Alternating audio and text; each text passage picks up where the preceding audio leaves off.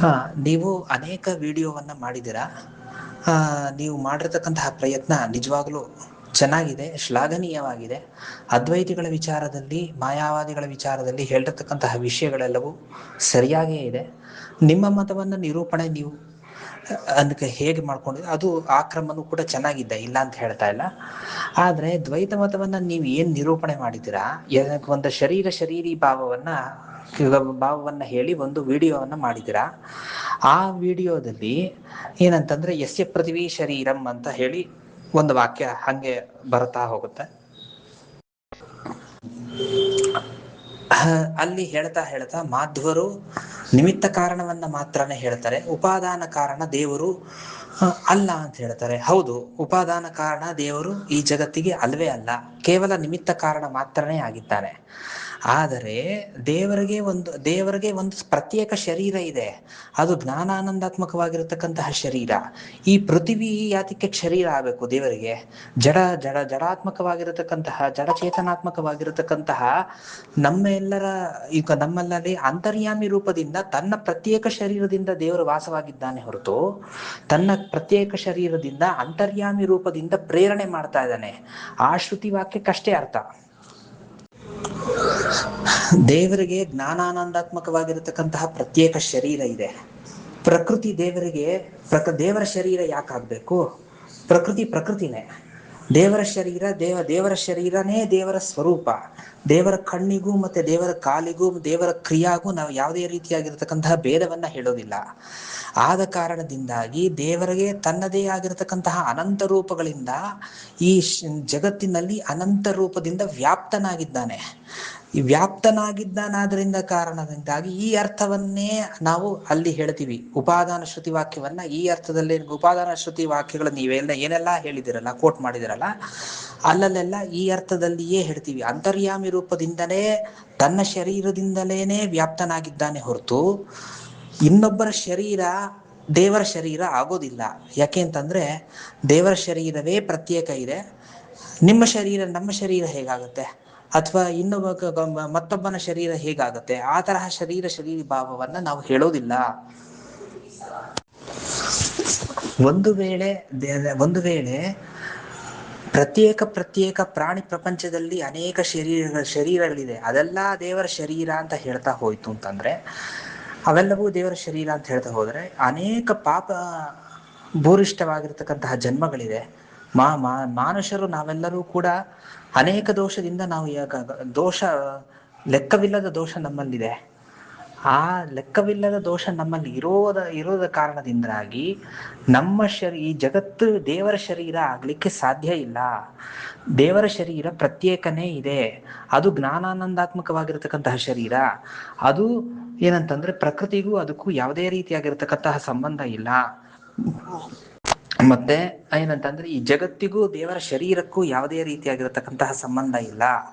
ಆದ್ರಿಂದ ದೇವರಿಗೆ ಅನಂತ ಕಲ್ಯಾಣ ಗುಣ ಪರಿಪೂರ್ಣನಾದ್ರೂ ಕೂಡ, ನಿರ್ದೋಷನಾದ್ರೂ ಕೂಡ ಅಂತರ್ಯಾಮಿ ರೂಪದಿಂದ ಈ ಜಗತ್ ಅಂದ್ರೆ ಯಾವುದು ಇರ್ತಾನೆ. ಈಗ ಉದಾಹರಣೆ, ಒಂದು ಕಾರನ್ನ ತಗೊಳ್ಳೋಣ. ನಾವೇನ್ ಹೇಳ್ತೀವಿ ಅಂತಂದ್ರೆ ದೇವರದೇ ಒಂದು ರೂಪ ಇದೆ, ಅನೇಕ ರೂಪಗಳಿದೆ, ಅನಂತ ರೂಪ ಇದೆ. ನವನಾರಿ ಕುಂಜರ ಪಂಚನಾರಿ ತುರ್ಗ ಎಂಬತಕ್ಕಂತಹ ಕಾನ್ಸೆಪ್ಟ್ ಗೊತ್ತಿದೆಯಲ್ಲ. 9 ಜನ ನಾರಿಯರು ಒಂದು ಪ್ರತ್ಯೇಕ ಭಂಗಿಯಲ್ಲಿ ನಿಂತ್ಕೊಂಡ್ರೆ ಅದು ನವನಾರಿ ಕುಂಜರ ಆಗುತ್ತೆ, ಪಂಚನಾರಿ ತುರಗ ಇದೇನಿದೆ ನಿಮ್ಗೆ ಗೊತ್ತಿದೆ. ಇದು ಈ ರೀತಿಯಲ್ಲಿ ದೇವರು ಅದಕ್ಕೆ ಏನಂತಂದ್ರೆ ವಸ್ತುವಿಗೆ ರೂಪ ಕೊಡ್ತಾನೆ.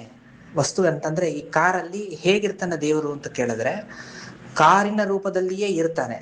ಆದ್ರೆ ಆ ಕಾರಿನ ರೂಪದಲ್ಲಿ ಇರ್ತಾನೆ ಅಂತಂದ್ರೆ ತನ್ನದೇ ಪ್ರತ್ಯೇಕ ರೂಪ ಇರುತ್ತೆ. ಜಡಕ್ಕೂ ದೇವರಿಗೂ ಸಂಬಂಧ ಇಲ್ಲ.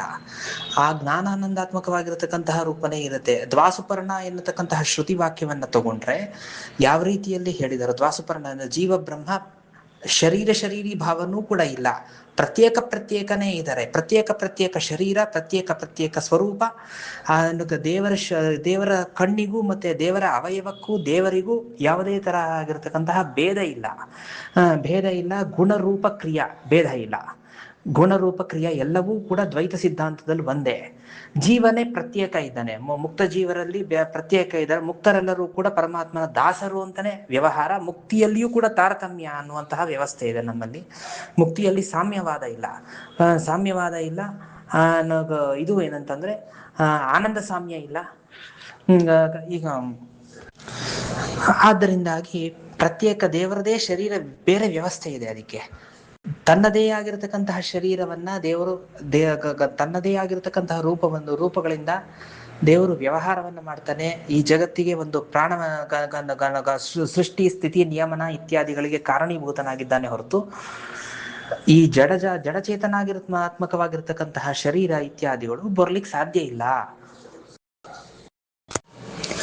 ಇನ್ನೂ ಸ್ಪಷ್ಟ ಹೇಳಬೇಕು ಅಂತಂದ್ರೆ ರಾಮಕೃಷ್ಣಾದಿ ರೂಪಗಳಿಗೆ, ಶ್ರೀನಿವಾಸ ಮೊದಲಾಗಿರ್ತಕ್ಕಂತಹ ರೂಪಗಳಿಗೆ ರಕ್ತ ಮಾಂಸಮಯವಾಗಿರತಕ್ಕಂತಹ ಶರೀರವೇ ಇಲ್ಲ. ದೇವರ ಶರೀರದಲ್ಲಿ ಏನು ಮಾಡಿದ್ರೂ ಕೂಡ, ಛೇದ ಭೇದ ಮಾಡಿದ್ರೂ ಕೂಡ ಯಾವುದೇ ರೀತಿಯಾಗಿರ್ತಕ್ಕಂತಹ ಪಾಂಚಭೌತಿಕ ಎಲಿಮೆಂಟು ಸಿಗೋದೇ ಇಲ್ಲ. ಅದು ಕೇವಲ ಪ್ರತ್ಯೇಕ ಶರೀರ. ಅದು ಅದ್ರ ಇದೇನು ಅಂದ್ರೆ ಪ್ರಕೃತಿಗಿಂತ ವಿಭಿನ್ನವಾದದ್ದು, ಉತ್ಕೃಷ್ಟವಾದದ್ದು. ಪ್ರಕೃತಿಯ ಕಂಟೆಂಟೇ ಇಲ್ಲ ಅದರೊಳಗೆ. ಈ ಅರ್ಥದಲ್ಲಿ ಹೇಳೋದ್ರಿಂದಾಗಿ ದೇವರು ಅಂತರ್ಯಾಮಿ, ತನ್ನ ಶರೀರದಿಂದ ಅಂತರ್ಯಾಮಿಯಾಗಿದ್ದಾನೆ, ತನ್ನ ಸ್ವರೂಪವೇ ಅದು. ನೀವು ಹೇಳಿದ್ದು ಚೆನ್ನಾಗಿ ನಿರೂಪಣೆ ಮಾಡಿದ್ದೀರಾ. ಹಾಗೆಯೇ ನಾನು ಮಾಧ್ವ ಸಿದ್ಧಾಂತವನ್ನು ತಿಳಿದಿರೋದು, ಆದ್ರಿಂದ ನನ್ನ ತಿಳುವಳಿಕೆಯಲ್ಲಿ ಯಾವುದೇ ದೋಷ ಇಲ್ಲ ಅಂತ ಕಾಣುತ್ತೆ. ಅಲ್ಲಿ ಚಲಚಿತ್ರದಲ್ಲೂ ಹಾಗೆ ಹೇಳಿದ್ದು ಅಂತ ನನಗೆ ನೆನಪು. ಏನಾದರೂ ತಪ್ಪು ಹೇಳಿದ್ನಾ, ಇದಕ್ಕೆ ವಿರುದ್ಧವಾಗಿ ಹೇಳಿದ್ನಾ ಇಲ್ಲ ಅಂತ ಕಾಣುತ್ತೆ. ಆಗಲಿ, ಈ ವಿಚಾರದ, ಈ ಶ್ರುತಿಗಳ ವಿಚಾರದಲ್ಲಿ ನೀವು ಯುಕ್ತಿಯಿಂದ ಶ್ರುತಿಯನ್ನು ಬಾಧಿಸ್ತೀರಾ. ಏನೇ ಆಗಲು ಏನಾದರೂ ಈ ದೋಷಯುಕ್ತವಾದ ಪ್ರಕೃತಿ ಭಗವಂತನ ಶರೀರ ಆಗೋಕ್ಕೇ ಸಾಧ್ಯ ಇಲ್ಲ, ಅದು ಯುಕ್ತಿ ವಿರುದ್ಧ ಅಂತ ಏನೋ ಹೇಳ್ತೀರ ನೀವು. ಆದರೆ ಯುಕ್ತಿಯು ಶ್ರುತಿಯ ವಿರುದ್ಧವಾಗಿ ನಡೆಯೋಕ್ಕೆ ಸಮರ್ಥವಲ್ಲ.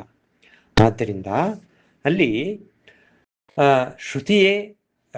ಶ್ರುತಿಯನ್ನೇ ತೆಗೆದುಕೊಂಡು ಅದರಲ್ಲಿ ಶರೀರಿ ಭಾವವು ಆತ್ಮ ಮತ್ತೆ ಪರಮಾತ್ಮನ ನಡುವೆ ಇರುವುದನ್ನು ಒಪ್ಪಿಕೊಂಡು ನಡೆಯಬೇಕು ಅಂತ ನಾವು ಹೇಳುವುದು.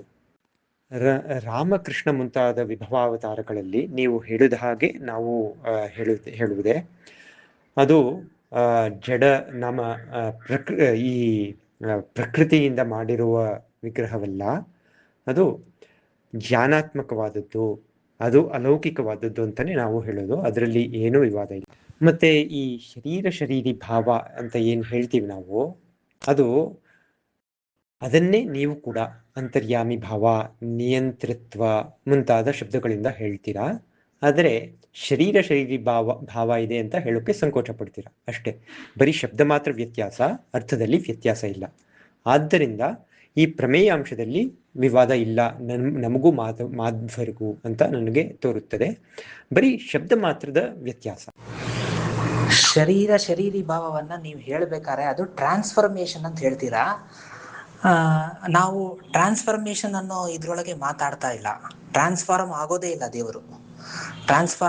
ಇಲ್ಲ ದೇವರು ತನ್ನ ಶರೀರದಿಂದನೇ ಎಲ್ಲ ಕಡೆಗೂ ಹಂಗೆ ಒಂದು ಏಕಪ್ರಕಾರಕನಾಗಿರ್ತಾನೆ. ಶಶ್ವತ ವೈಕುಂಠ ನಾರಾಯಣನೇ. ಈಗ ರಾಮಕೃಷ್ಣಾದಿ ರೂಪಗಳು ನನ್ನ ಮತ್ತೆ ನಿಮ್ಮ ಬಿಂಬ ರೂಪಗಳು ಕೂಡ ಸಾಕ್ಷಾತ್ ನಾರಾಯಣನಿಗೆ ಯಾವ ರೀತಿ ಸಾಮರ್ಥ್ಯ ಇದೆಯೋ, ನಾವು ಬಿಂಬರೂಪ ಅಂತ ವ್ಯವಹಾರ ಮಾಡ್ತೀವಿ. ಆ ಬಿಂಬರೂಪನೇ ಪ್ರತ್ಯೇಕ ಇದೆ, ಆ ಬಿಂಬರೂಪಿನೇ ಸಾಕ್ಷಾತ್ ನಾರಾಯಣ ಅಂತ ಮಾತಾಡೋದು. ಜೀವರು ಬೇರೆ, ಜೀವರು ಬೇರೆ ದೇವರನ್ನ ಆಶ್ರಯಿಸಿಕೊಂಡು ದಾಸರಾಗಿಯೇ ಇರ್ತಾರೆ. ಪ್ರಕೃತಿ ಮತ್ತೆ ದೇವರ ಅಧೀನ ಅಂತ ಈ ಅರ್ಥದಲ್ಲಿ ಮಾತಾಡ್ತೀವಿ. ಟ್ರಾನ್ಸ್ಫಾರ್ಮೇಶನ್ ಅನ್ನುವಂತಹ ಅರ್ಥದಲ್ಲಿ ಮಾತಾಡೋದಿಲ್ಲ. ಅಲ್ಲ, ನೀವು ಪ್ರಕೃತಿಯ ಅವಸ್ಥೆ ಬದಲಾಗತ್ತೆ ಅಂತ ಹೇಳ್ತೀರಾ ಅಲ್ವಾ? ಅದೇ ನಾವು ಹೇಳೋದು, ಅದೇ ಬದಲಾಗತ್ತೆ. ನಾವೇನು ಹೇಳೋದು, ಸ್ವರೂಪ ಪರಿಣಾಮವಾದ ಅಲ್ಲ, ವಿಶೇಷಣ ಪರಿಣಾಮವಾದ ಅಥವಾ ಶರೀರ ಪರಿಣಾಮವಾದ. ಆ ವಿಷಯದಲ್ಲೂ ಶಬ್ದ ಮಾತ್ರ ವ್ಯತ್ಯಾಸ, ಅರ್ಥದಲ್ಲಿ ವ್ಯತ್ಯಾಸ ಇಲ್ಲ.